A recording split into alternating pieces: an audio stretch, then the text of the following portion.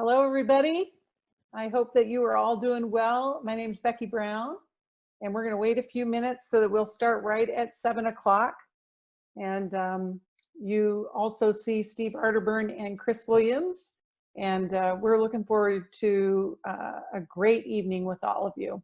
So just be ready to get a notepad or pen or pencil to write down things, because we're going to give you all kinds of great information, and I think it'll be encouraging too. It won't be overwhelming. Can they hear me? Yes, they can. Okay.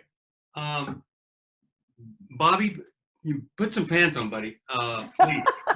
I mean, I don't know what you're saying. I don't know if others can see you, but dude, and Lisa, come on, really. Strawberry shortcake, is that really what we're doing here? Come on. All right, so I just want to say that. Thank you, Steve.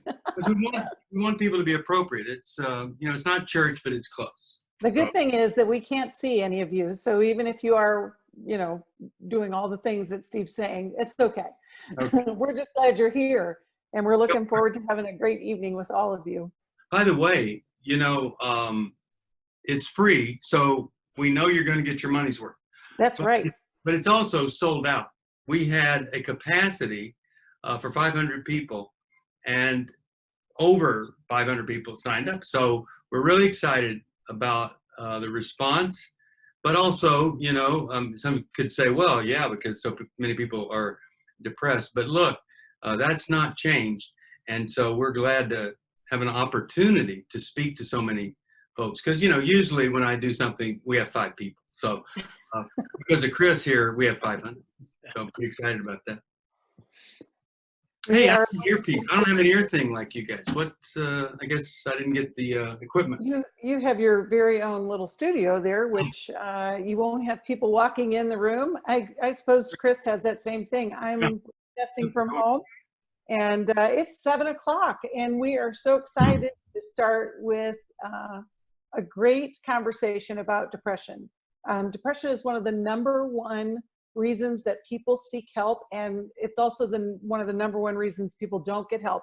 It's high up on the list of reasons why people lose jobs. It's like one of the big reasons why people call in sick to work.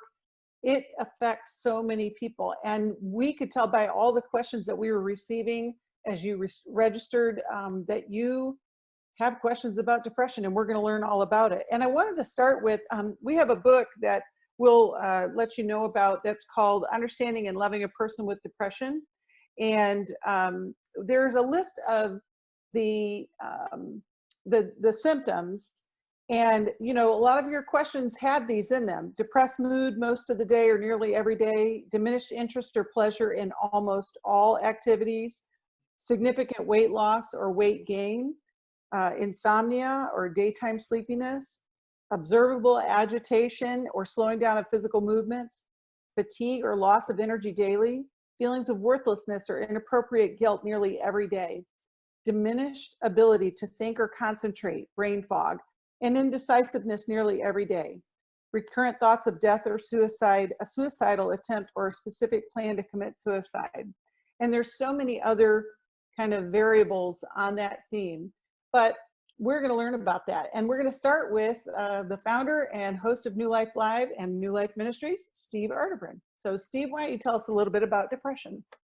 Thank you, Becky. And what we're going to do is I'm going to speak a little bit, Chris will speak a little bit, and then we'll focus on your questions. But let me tell you, this is so personal to me.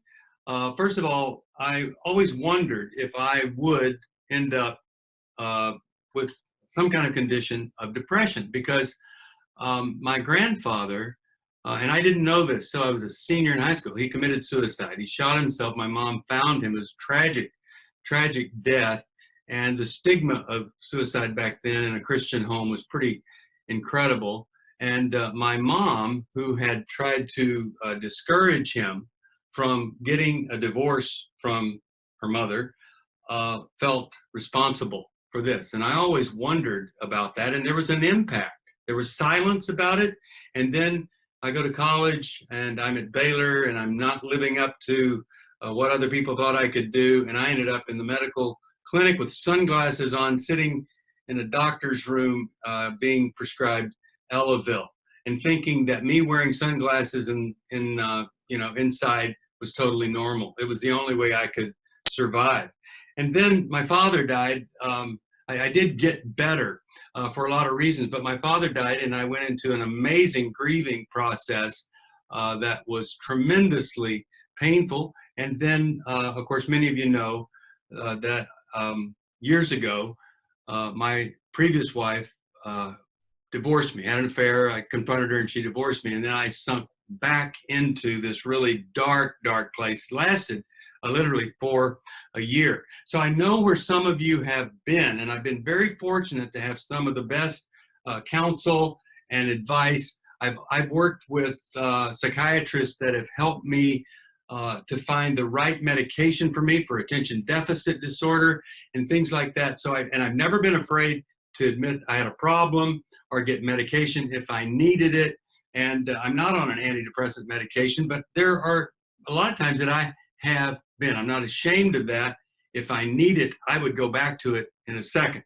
But let me tell you what our goal tonight is what I would call transformational acceptance. Now what that is, it's the kind of acceptance where we give up a lot of stuff and we really try to accept some truth here. No matter what our bias is, we try to accept ourselves, and we try to accept somebody that's struggling here that maybe has been difficult to do. I accept responsibility to do what I can do to get better, giving up some of the excuses I've used or some of the things that I have let stand in my way. And then in the final moments of this hour, to accept the love that God has for me, but is so difficult to experience when you're depressed. And then I'm hoping that you could accept a brand new vision for your life. Now, the statistics on depression, I looked at one study, and in 2015, you had about 6.6% of the people saying they're depressed, and then in 2015, 7.3. Some say at this stage it's about 8.7. Since all the things that we've done in isolation, COVID virus and all of that, I could only imagine that it's even higher. Before the virus and all that has done with anxiety, depression, isolation, we still saw no progress in the lowering of the amount of depression in people. I mean, it's just pervasive. And it's really, really so sad when there are so many answers that we can get, but oftentimes the depressed person doesn't. And that's why I'm excited that Chris is going to talk in a minute about what we can do. Let me give you some analogies in trying to differentiate depression, and they're sound analogies. So we have the boom. That's where something horrible happens, a loss we didn't expect, and it was devastating, a death. Maybe it's a divorce or job loss. Maybe it is the loss of the private life that I thought no one would ever find out about. And then boom, I sink into a depression because the person they thought I was, I'm just not there. That depression is deep and it's painful, but there's pretty often there is a belief I'm going to come out of it, that I am going at some point to get better. Then I look at the echo sound effect. It's a recurring depression. It's coming back again. I've felt this before and I hated it. And as it comes back around, I may feel like I'm in a worse place today. And so I don't know how deep it's going to go, and I don't know how long it's going to last, but it's really horrible for me because I'm really struggling just to survive. And I don't know when to do the stuff I did before. I don't know if I've caused this. So this echo or this repeat experience, kind of what we call chronic depression, is really tough. And then there's this thing that I would call the silent depression, where I've never had it before, but now it's creeping up on me. No significant thing has happened in my life, but I don't understand these changes. Nothing's enjoyable for me anymore. I just want to isolate, and I can't figure that out, and I'm confused, and I'm obsessed with certain things. And some days I'm afraid I'm going to die, and some days I want to die, and there's not anybody that's really helping me. And then finally, the sound of rushing water I relate to. Sometimes we feel flooded with just too much. We can't cope with all that's, you could say, on our plate. And we just feel like we're going to drown in the responsibility and the obligation. Somebody on the outside would look at our life maybe and say, hey, that doesn't seem like that would be unreasonable. But I'm in it and I'm feeling it, and it is painful and it's difficult.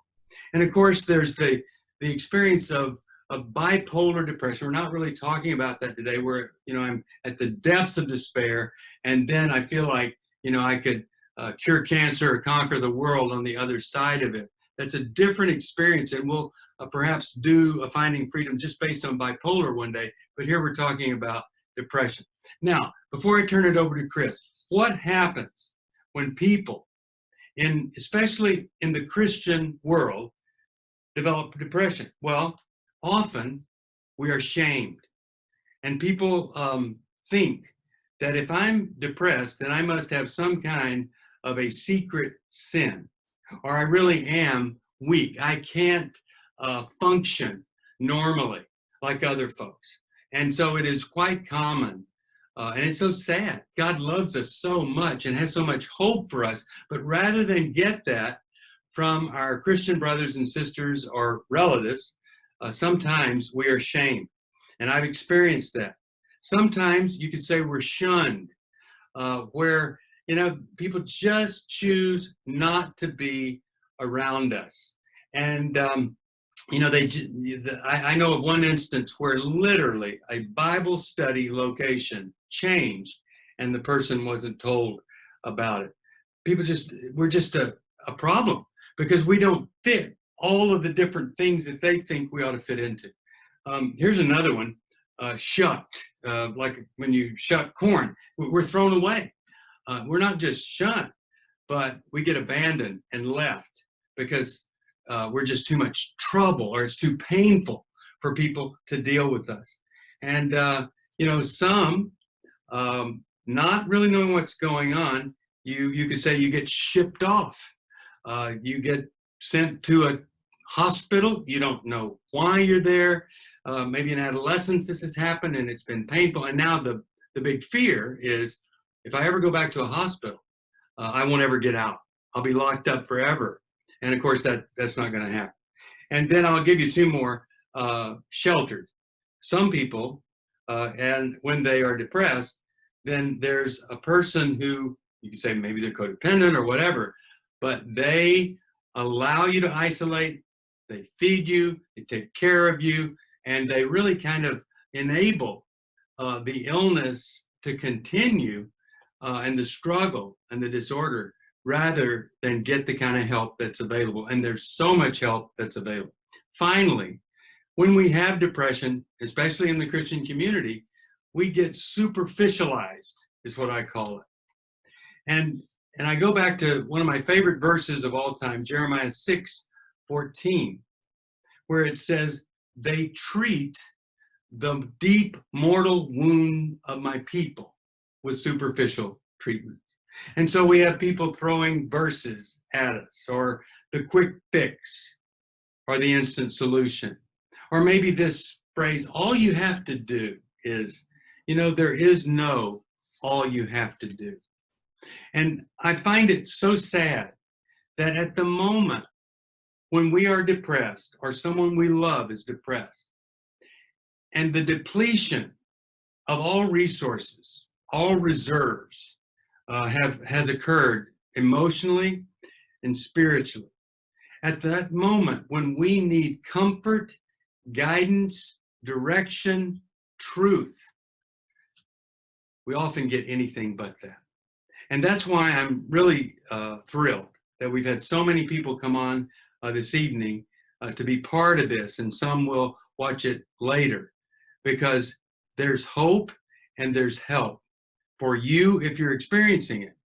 But also, if you love and you care for someone, there's some really detrimental things to do, there's some helpful things to do, and that's what we want to lead everybody to. What is the best thing to do? And with that, I'll turn it over to Chris Williams, who is just one of the most valuable people on our radio team, has a great private practice, and has gone beyond his school education, done so many in services and additional trainings. He really knows this. And so Chris, talk to us and help us understand it more deeply.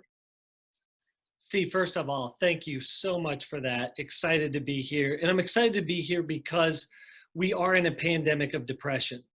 Our pandemic of COVID, and then with the recent incidences that we're seeing around the country of racial pain and injustice and hurt and trying to respond and react, there's just a lot going on. And one of the things that we experience is that about depression is that it really is an energy drain. Depression is this inability to access the energy that we need to engage and show up in our life well, and really just keeps pulling us down.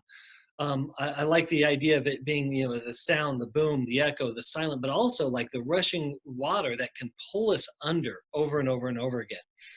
And so, Steve, as you explained that incredibly well, I want to talk about the mathematics of depression. But fortunately, I'm not a great mathematician. Statistics was not my strong suit, so I got to keep it super simple. So I'm good with addition and subtraction. And let's keep the numbers really small on addition and subtraction. So I want you to keep in mind that depression has a lot to do with our energy. And so the question is, what is taking away our energy and what can add to it in a positive and healthy and hopeful way? So we need some practical handles to get around on this mathematics. So I'm going to start with the subtraction of depression. So one of the things that we need to look at when we are looking at subtraction is, what are the things in our life that are unnecessarily draining our energy? So one of the things that can really do this is our unhelpful, unhealthy, or toxic relationships. So maybe we need some boundaries for a season around people that constantly drain our energy. We don't have a lot to give anyway, so let's subtract that. So let's look at those people or circumstances. Sometimes it's even responsibility that obviously we don't want to let go of our responsibility as a parent or as a spouse. But there may be some things in our life that we're like, nope, this is a season I don't have to coach this team, or I don't have to volunteer for this thing at church. I need to take a break. Those don't necessarily have to be toxic or bad, but they just take away our energy. We do want to recognize, hey, there's some relationships in our life that are really difficult that we need to set boundaries around. Let's do subtraction of our relational drains. We also want to look at the subtraction of, as mentioned this, but unnecessary burdens. Unnecessary burdens are like, these are not life and death things. Maybe we made a commitment to something and we do need to break it for our own health and well-being because we're in this place of depression. And that when we think of that, we volunteered or we agreed to do this thing, but it just drags us down further and further and further. We need to have the courage to have honest conversations about, hey, for right now, I'm going to need to take a break from this. For right now, here's what's going on, and here's where I need to step away. And so, again, we want to keep subtracting those things in our life. I'll say this one's really hard right now. We want to subtract negative and draining information. So our news feeds are bombarding us with trouble, with stress, with anxiety, with hurt, with pain. I mean, it's just the caloric intake of this information is really ripping our energy from us over and over and over again. Again, I'm not suggesting that we don't stay up on what's going on, but I do want us to take very serious consideration of how much. And I know if you're like me, it could become very addictive. My wife has to call me out on this. She's like, do we really have to watch this news on this really troubling and horrific thing going on? And my answer is yes, but it's really no. It'd be unhealthy to take a break and to engage in something else. There's so many other areas that we can, again, engage and look at what are things I can subtract, do the minus of the energy drains in my life. We'll get into this probably a little bit later, but one of the energy drains that's a lot more difficult to get rid of would be shame. But I'm telling you, shame will drain our energy faster, quicker, and deeper than anything else. And so we want to look at, how am I beating myself up throughout this process, and could I look to move a little bit towards subtracting that out of my life? So as we move from the subtraction, what we also want to do is remind ourselves that there is an addition to depression. We want to add on some things.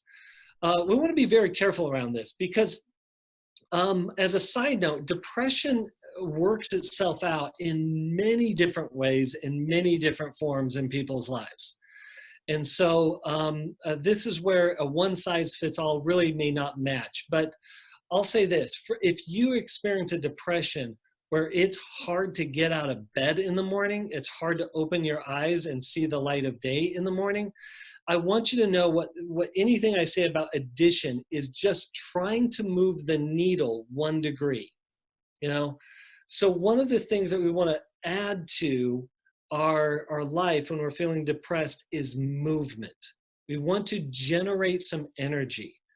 That may be a simple walk around the block, if that's for you. But maybe you are a person who has engaged in exercise and it was something that was fun for you and enjoyable for you, but you hit a real bad lull season and depression just got a hold of you. You want to see if you can get back into that exercise routine. It doesn't, and we got to be careful here. It doesn't have to look like it did before, but you want to get the energy and the blood flowing through your body. You know, there's really humbling scientific evidence that was done at Michigan State a while ago that took a trial of people through that were experiencing similar symptoms of depression. And in one group, they had cognitive behavioral therapy, and another group, they had an exercise regimen. And for us therapists, it was really humbling because they found the outcome for the exercise group was better than the outcome for those who did cognitive behavioral therapy. So, you know, by the way, that's not an either or, because I'll get to that second part later. So, but we want to get our body, we want to add movement to our body.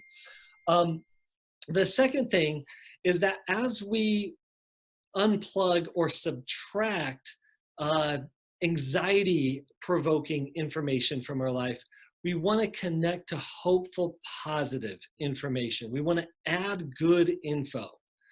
And so reading books on depression, reading books on people who have overcome it, or different things that have helped people through it. Even just fun movies or shows or reads, you know, things that can bring levity in the heaviness, as well as things that are helpful. But again, we want to watch our caloric intake of information. And the more we pump positive and hopeful information into us, the more we take that caloric intake, obviously that will rise the hopefulness inside of us that seems so elusive when we are experiencing depression.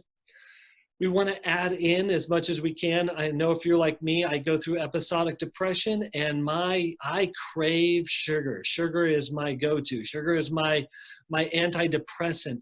And yet we know at the end of the day, it adds to it. It spikes the energy, but like all addictive processes, it will drain the energy. So we want to look at, again, maybe subtracting out some sugars, but getting in some healthier proteins, some healthier antioxidants. You know, Dr. Amen in his work does a lot of stuff around how much diet can help us in our depression. So we want to check that stuff out. We want to add also in helpful people. People that maybe who have experienced depression, that understand it, that can help us down the road a little bit. People that can help us connect to the positive, help us connect to God's truth and God's love in our life. And we want to identify, and if there's those people, great.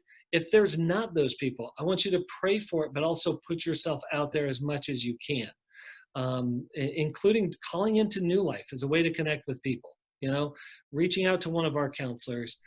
And the last thing that I want to really explain here is that we as professional therapists and counselors are trained to treat depression. For us, it's much like the common cold. We know what it is, we know what the symptoms are, and we know how to treat that. And it's important that that we understand this is a serious condition.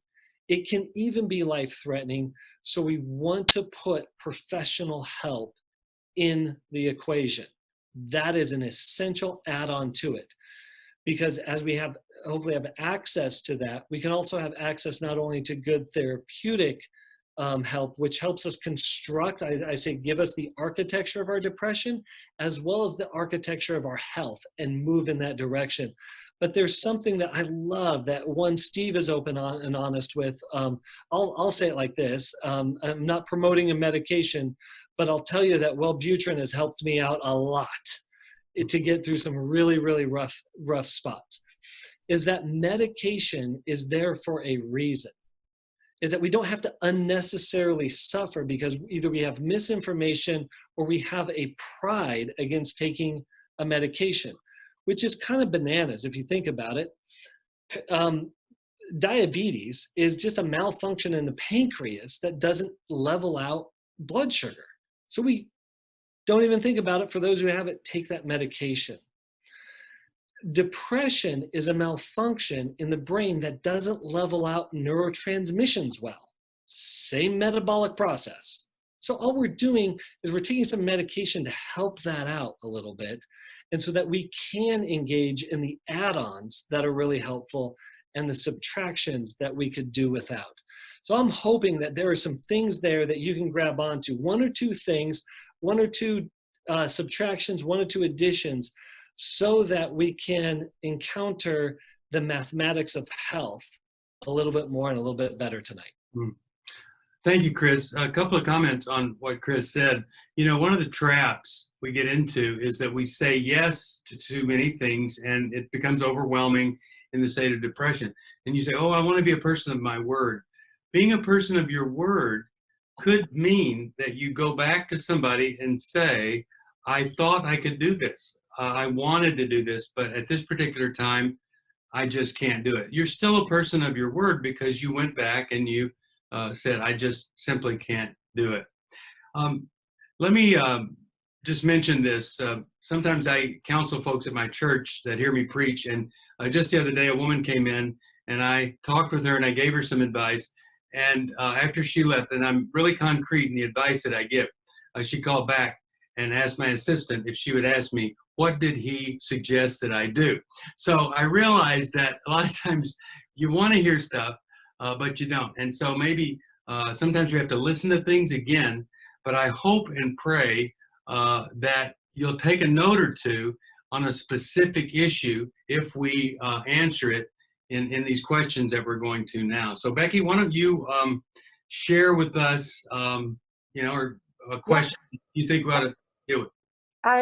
First of all, I want to say to everybody who's here, thank you so much for joining us. We're going to do a brief poll that you can do while we're answering questions. It'll pop up and then you can it's just a yes or no question, because we just want to see who's out there. And you'll see it probably popped up on your screen, and you can just answer the question, and we're getting the results right now. The question is, have you ever dealt with depression? And obviously, out of almost everybody is about 90%. And, we were really, when we were deciding about what to feature on this webinar, we knew that depression was a big deal. And so that's just even, look at that, 90% of everybody has dealt who's on here. And you know what? I'm so glad that you guys are here. Thank you for, coming and listening. And I'm going to start with a question to Steve. And the person asked, how can a person with depression be helped when he or she doesn't listen and doesn't put the advice into practice? For example, I provided scriptures, books, and said the same things their paid counselor told them, and I'm not a counselor. I'm learning to let go, back away, and let God help. It is so frustrating as I can't fix, but God can. Well, I got to tell you, when I was so depressed, the only thing that helped me was somebody that told me about a golf course that would let me go out there by myself with two clubs. One was just an iron and the other was a putter. And I literally, at one time, my goal was to be out of bed by noon and to be out on the golf course by 2 o'clock walking and just doing the kind of movement that Chris was talking about. And so I know how hard that is. And so if I'm in that state and somebody brings in scripture, a verse, a book, or something like that, it absolutely is like someone pouring acid on my heart. I felt shame when that would happen. I felt like I was second class or stupid or weak or something. So what I would say to whoever asks this question, what the person might need the most is for you to go to them and say, I love you and I care about you. And I've loved you so much that it's hurt me to watch you suffer. I've wanted to provide you some things out of goodness in my heart, but I wasn't aware that it might have been or probably was more hurtful than helpful. So here's what I'm committed to do if you'll just let me. Would you let me come over once a week or maybe twice a week? Would you let me just come over and be with you? And you can either say nothing to me or you could talk, and I just want to listen. And if you could trust me that I don't want to hurt you, I want to understand what you're going through. I want to understand what it feels like to be with you. It's obvious. I don't have any answers for you except for just me being present with you. To me, that would be how you would help that person. At some point, after you have consistently been an admirable companion to this depressed person, you might ask them, what do you think? And you'd really have to restrain yourself because it's often you'd want to do it too soon, but you'd want to ask maybe, hey, what do you think about us? We take a walk together. What do you think about if I were to drive you to the counselor and sat in the waiting room, that maybe that might be a next step. And then they might tell you all the reasons that they don't believe in counseling. You say, I know, but here's somebody that I've been told you can trust that won't try to hurt your faith or anything like that. It might be, what do you think about let's going to that grief care group together?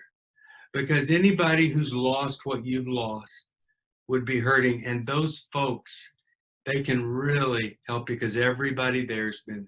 So to me, that is a way of helping when someone is in the depths of despair. The stuff, the prescriptions that we have usually doesn't work, but our presence versus a prescription is what the person really needs. That's so good, Steve. We had a follow-up comment that somebody offered that sometimes scripture is an irritant when somebody is depressed. And so, like you just said, the presence is so powerful. Yeah. I have a question for you, Chris. This is from one of our attendees that's asking, for more than 5 years after his dad's death, my spouse is still grieving and depressed and does not want to get professional or medical help, but his emotions and choices are affecting us. How do I convince him to get help?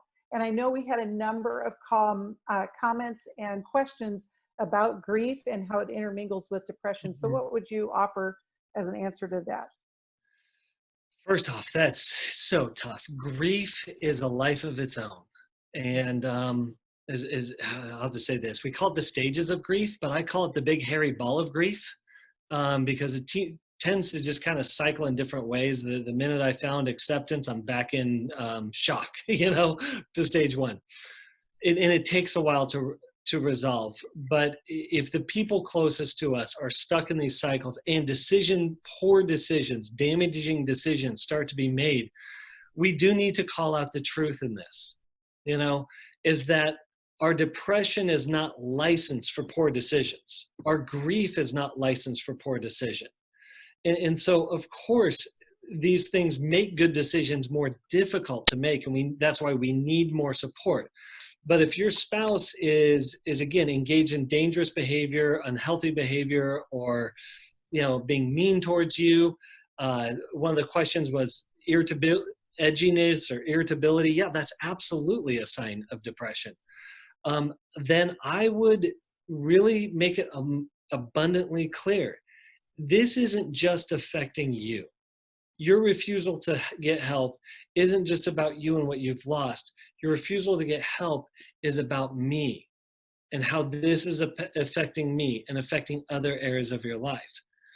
And then one of the things that I would highly recommend is that you ask if you'd be willing, and I would make a hard ask on that, and be willing to go in with your spouse to those sessions. I'll come with you. Because one of the things that the person dealing with depression or that long-term grief is they feel not that they have a problem, but they are a problem. And that's why the language of fix is so unhelpful. Because if you have to fix me, that means I am the problem. But no, I'm dealing with a problem that has a solution. And so I'm willing to join with you in carrying your burden with you, but I'm only willing as much as it to get to the help that we need. And I think making the ask clear and supporting them in that is vitally important. Thank Let me you just so make much. one quick comment. A lot of times, if he's now 5 years into grieving, the last thing you want to bring up is dad because it's so painful. But actually, I think there is a chance you could help complete the grieving process by asking him about his father. In some cases, what do you think your dad would do or say? Or ask him are you feeling sad today about your father? Or are you wishing your father could experience this? That can help the grieving. The other thing is, I think it's helpful when a wife speaks for his dad. And this is what I'm talking about. I think your father would be so proud of you that you did that. Or I think you have so honored your father with your reputation of this or that. I wish your father was here to see you do this because I think he would really enjoy that. So sometimes you can, and it's hard to do it because, it's such a painful area. But this is a way sometimes to get him really in touch with how he's feeling and see that he can survive a little bit of that mention versus we just don't talk about the painful father. The reason I'm saying these things is, after 5 years, even in the most severe, things should be differently better, after 5 years. And if they're not any better and not differently better, then, you really have to change your strategy coming alongside someone like that. And you just don't want to enable the ongoing condition. So take a risk, ask him about dad and speak for his dad, quote unquote, speak for his dad by commenting on what you think his dad might feel or say. So to kind of go along with that, we had a couple other questions about grief and getting stuck in grief. And also a lot of questions about how depression affects us physically. Everything from, achiness to headaches to lethargy to just how the physical body manifests that. And so I would imagine after 5 years, his brain actually has changed now because of the grief. And so whether you're dealing with grief as a part of your depression or if it's just depression, not that that's any minimal thing, it does change you physically. And I know we're going to talk a little bit, and Chris, I don't know if you want to do this right now. You want to talk a little bit about the psychotropic medications and how those play into changing the way that we feel. Yeah, the psychotropic medications aren't a happy pill. I think I want to bust a couple myths here. They also don't have a tendency to change our personality. And these medications that help us in our mental illnesses or mental states, they're broad, big, huge categories. So I'm going to speak specifically the ones that would typically be prescribed for depression. Is that if it's what's called an SSRI or an SNRI, which are your typical and atypical antidepressants, here's good news. They don't get you high, therefore they're non-addictive. And so that's a myth I really want to put out there, is that you don't necessarily become dependent upon those things. And they aren't a happy pill as much as they help balance out the energy that is happening with the communication in your brain. And so what that allows it to do is boost a little bit of energy. So think like, I got a boost of energy. So now the things I couldn't engage in or didn't feel like I get beyond for my health in recovering from depression, I now have the ability to do. Now, it's really important if you find a good psychiatrist, because we still don't know. There's more about the human brain we don't know than what we do know. So even the best of us, it's still at the end of the day a bit of a guessing game. So one medication may actually increase your anxiety as opposed to decrease it, or increase your depression as opposed to decrease it. So we want to be under the care of a medical doctor as we do this, preferably a psychiatrist specializing in this area. And then we want to stay in communication with them of like, how are these activating? So I'll just share something in my own story. There was one medication that I took and it actually spiked my anxiety. And I'm like, man, I had to get off of it pretty quickly. But it was a good feedback from my doctor who was treating me at the time, because then he was able to prescribe me something else. And this other one, oh my goodness. I mean, it really helped me work through a depressive season in my life really well. I mean, I look back on it and be like, oh, it saved me time. It decreased the amount of time I was in my depression, and it saved me the intensity of the depression. And so again, we need to help ourselves as much as possible. And I also want to say this, as we were saying before, if we are experiencing depression, we are fooled to think that it only impacts us. It is impacting the people around us. I don't want us to carry unnecessary guilt around that. That is totally unhelpful. But just an awareness as a positive motivation to keep engaging in helpful treatment and activities, to keep moving through it and hopefully moving beyond it. Steve, do you want to add anything to that? Little diagnostic here, and this is a small sliver of folks. But if in your marriage, you have the belief that you would be happy if this other person changed, and you've been thinking that for, let's say, 7 years now, that's to me, that's a good indication. You ought to find a really good psychiatrist and see if there is a medication that could help you. Because especially if you go from seeing this person as really the source of all misery and just a kind of negative in every way, and then on a few days you see them quite differently than that, and you're swinging back and forth in your opinion of them and what they need to do, and you really want to change them.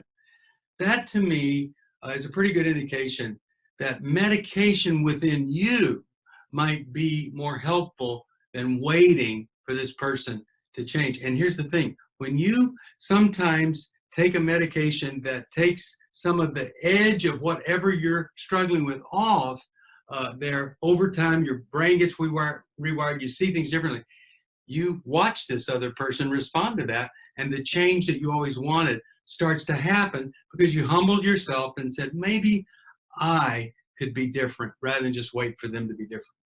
That's so good. There was a question that somebody asked about alternative therapies or essential oils, and what does that have to do as far as medicative help for depression? And I don't know if either one of you just want to touch on that for a minute. Well, I did not know that these oils were essential, and essentially I was missing out on the essential oils.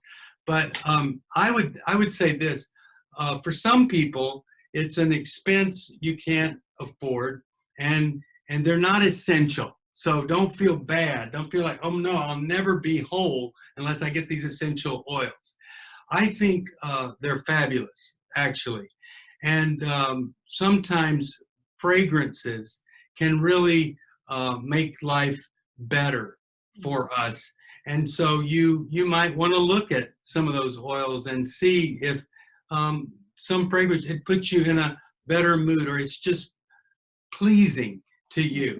So I would just say, don't discount what that impact could be, because some people, their olfactory system is so sensitive that the fragrance and the power of that oil, and then the feeling of it when they put it on them, it creates something that we might not know what that's like.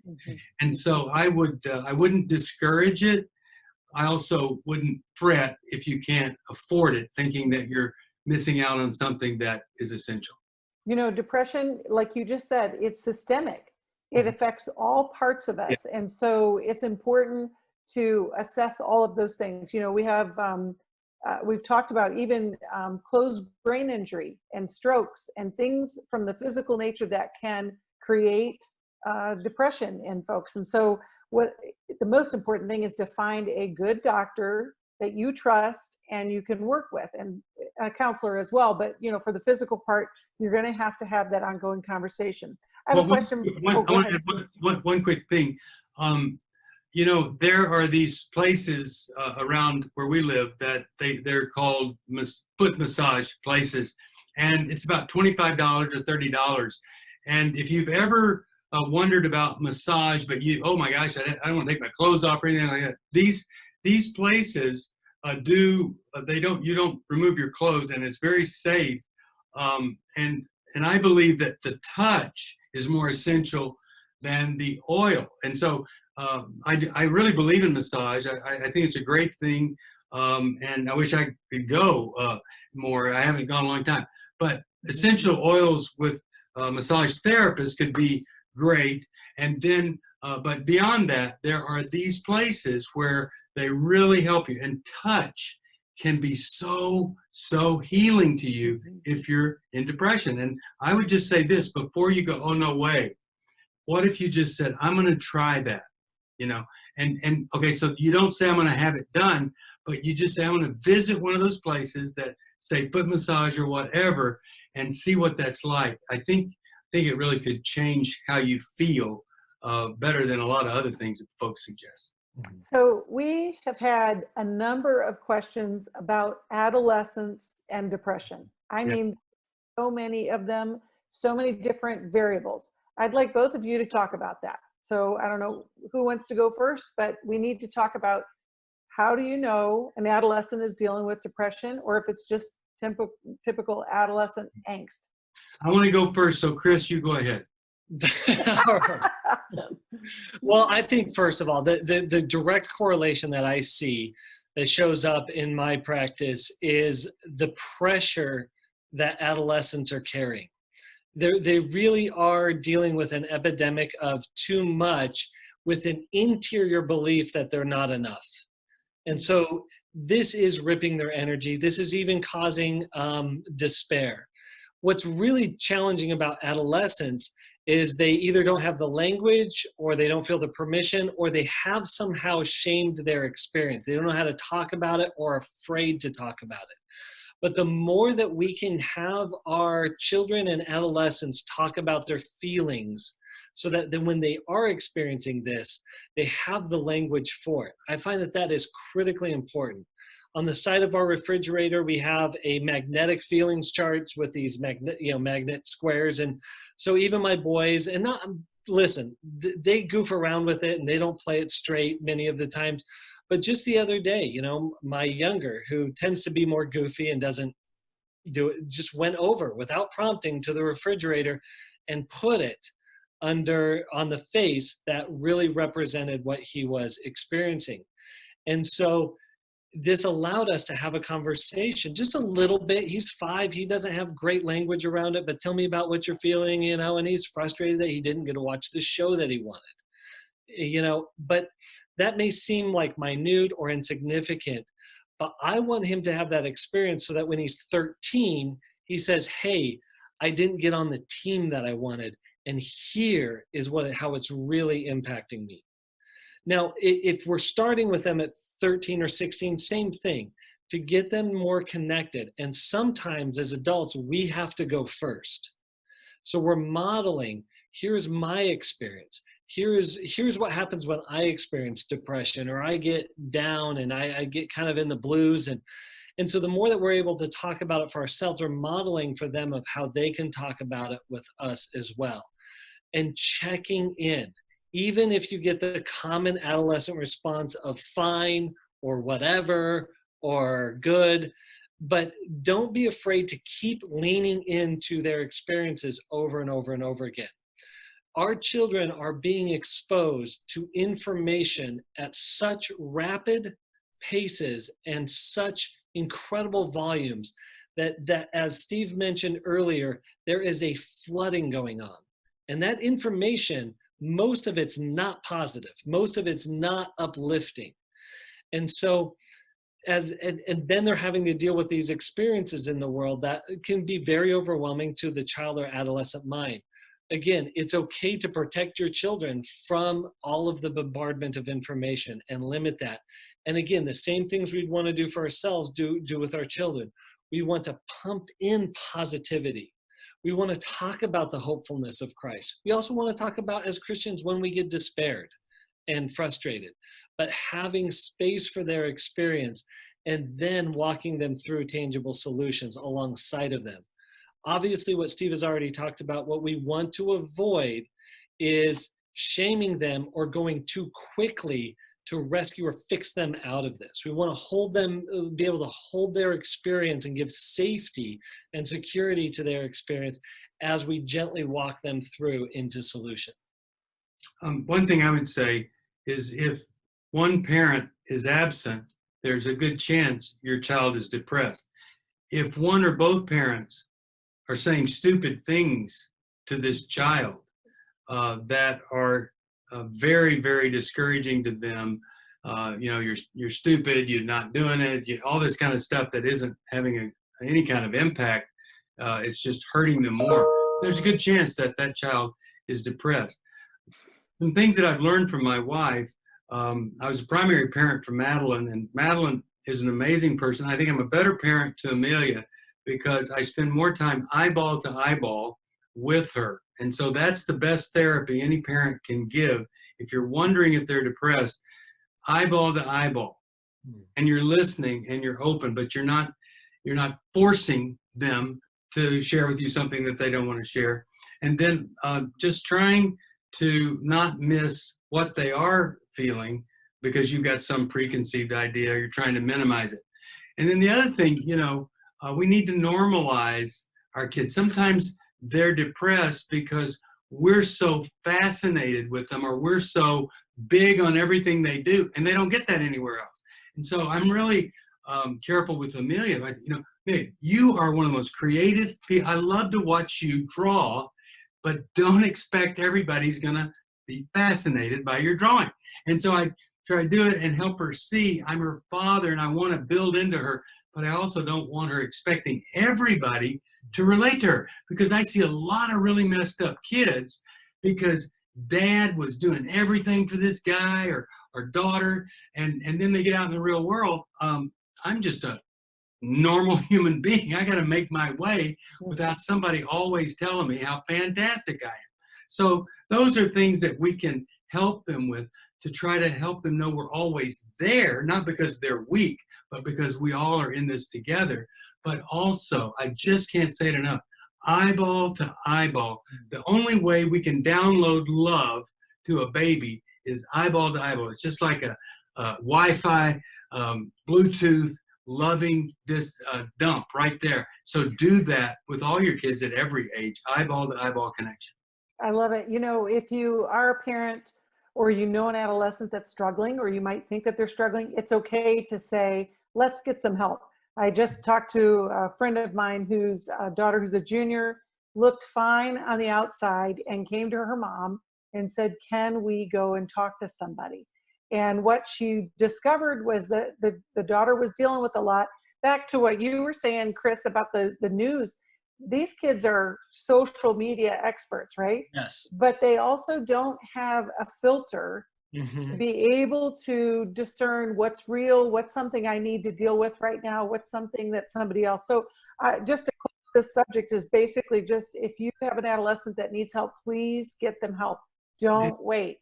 Also, if you go to a counselor and you're able to allow your child who's struggling to meet with your counselor by themselves, with the assurance that unless they want to hurt themselves or someone else, nothing they share with your counselor is going to be shared with you.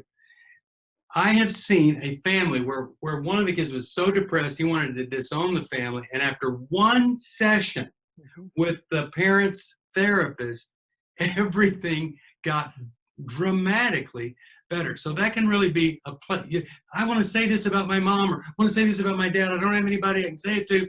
The therapist hears it, affirms it, and then many times that can really be such a great relief or a release. Also, don't negate the loss.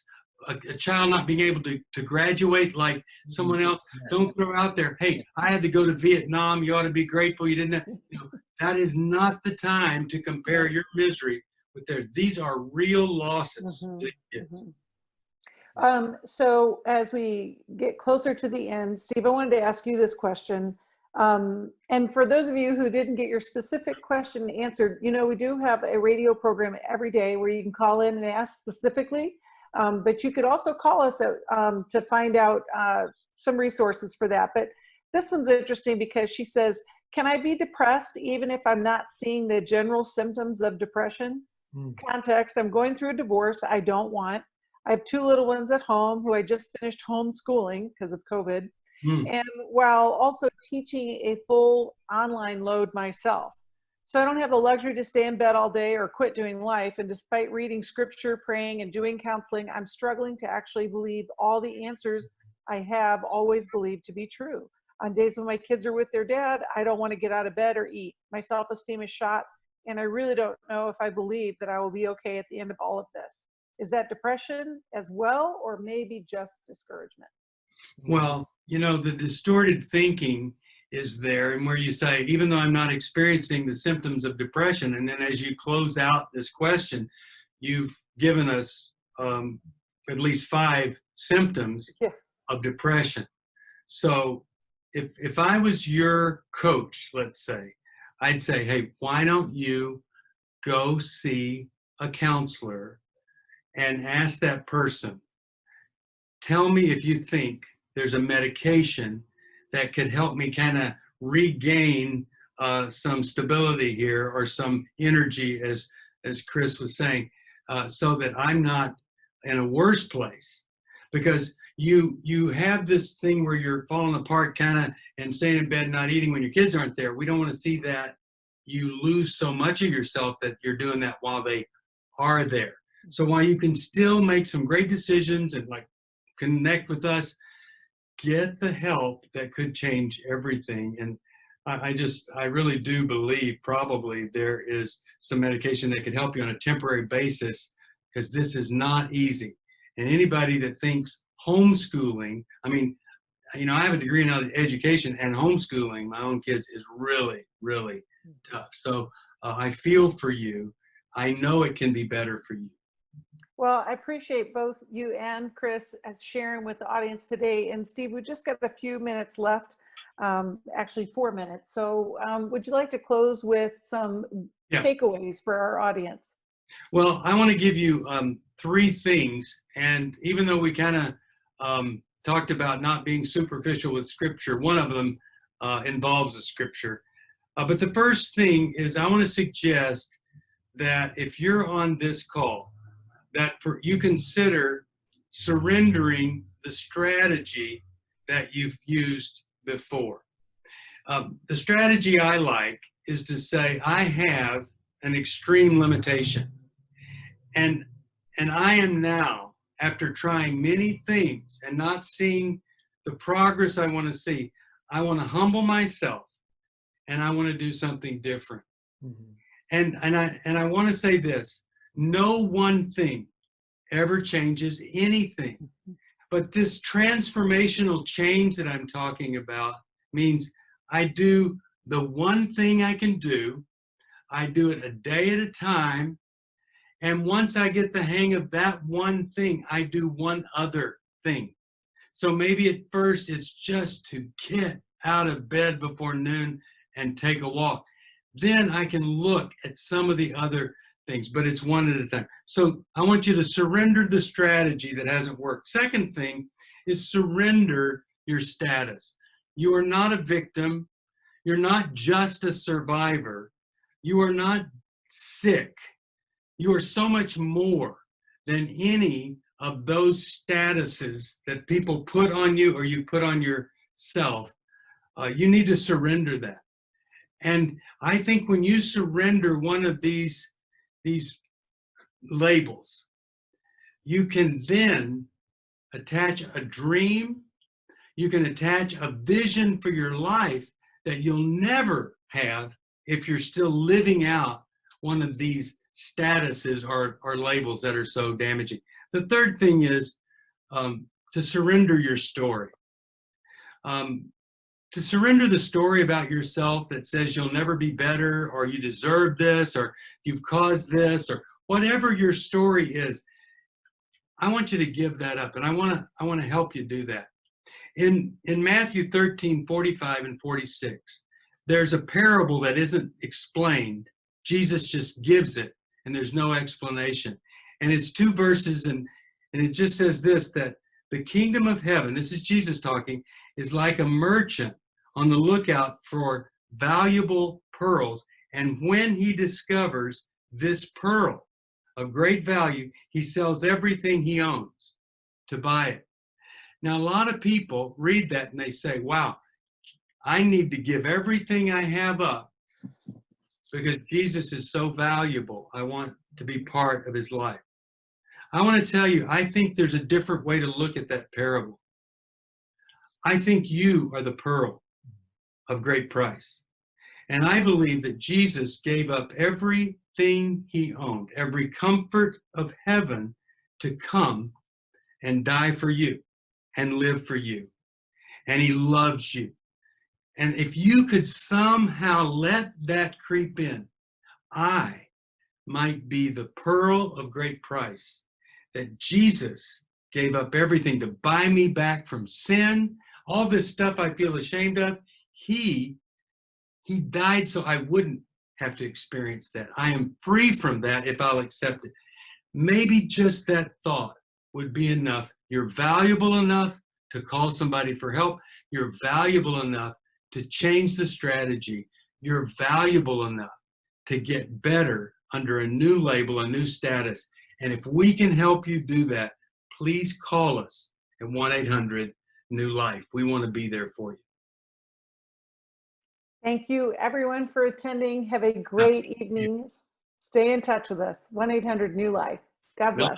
We love you.